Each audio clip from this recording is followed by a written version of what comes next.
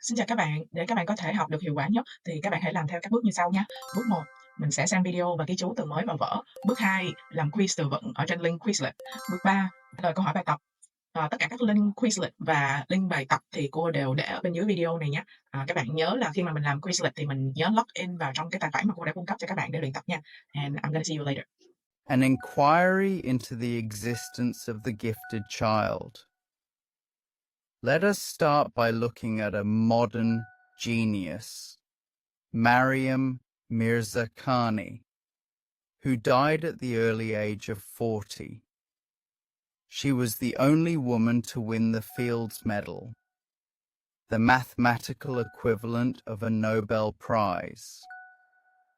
It would be easy to assume that someone as special as Mirzakhani must have been one of those gifted children, those who have an extraordinary ability in a specific sphere of activity or knowledge. But look closer, and a different story emerges. Mirzakhani was born in Tehran, Iran.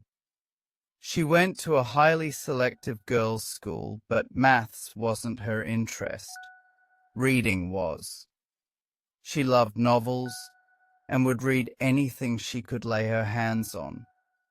As for maths, she did rather poorly at it for the first couple of years in her middle school, but became interested when her elder brother told her about what he'd learned.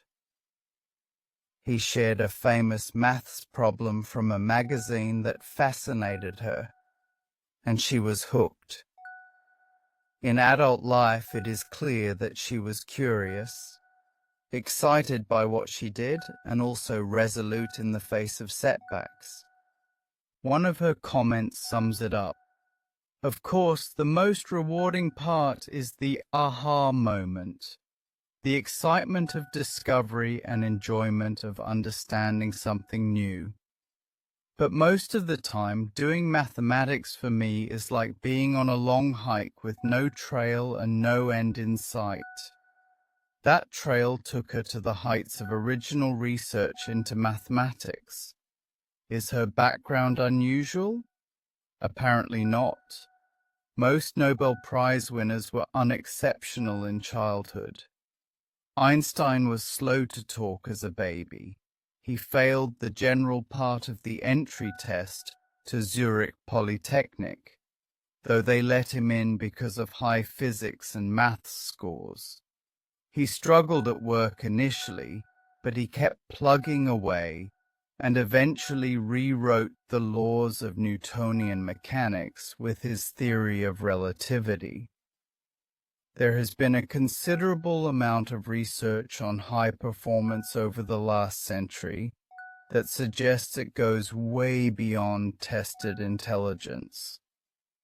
On top of that, research is clear that brains are flexible, new neural pathways can be created, and IQ isn't fixed.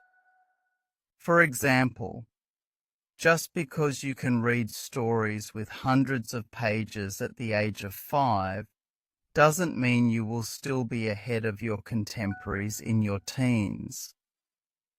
While the jury is out on giftedness being innate and other factors potentially making the difference, what is certain is that the behaviors associated with high levels of performance are replicable, and most can be taught, even traits such as curiosity. According to my colleague Prof. Deborah Iyer, with whom I've collaborated on the book Great Minds and I Low to Grow Them, the latest neuroscience and psychological research suggests most individuals can reach levels of performance associated in school with the gifted and talented.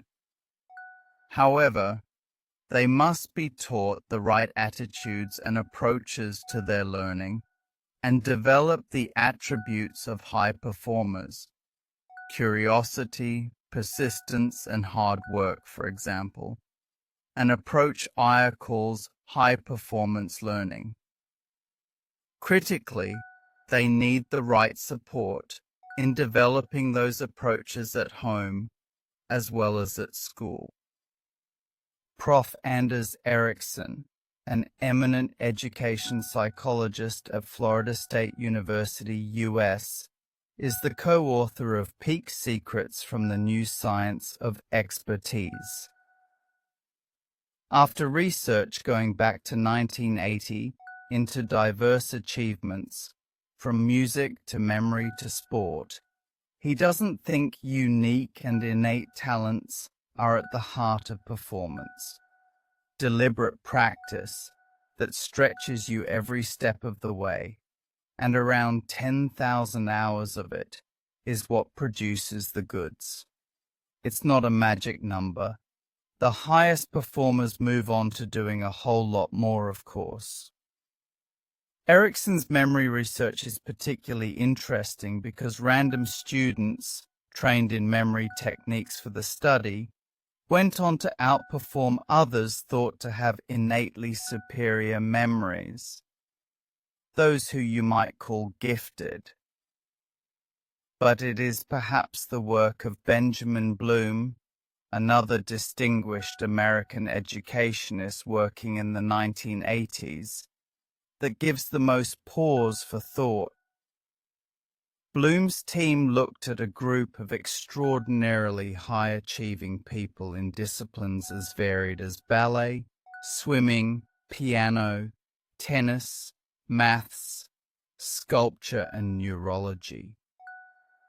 He found a pattern of parents encouraging and supporting their children, often in areas they enjoyed themselves.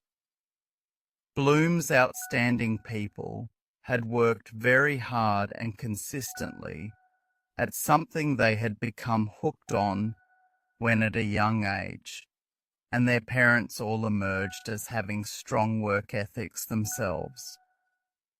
Iyer says we know how high performers learn.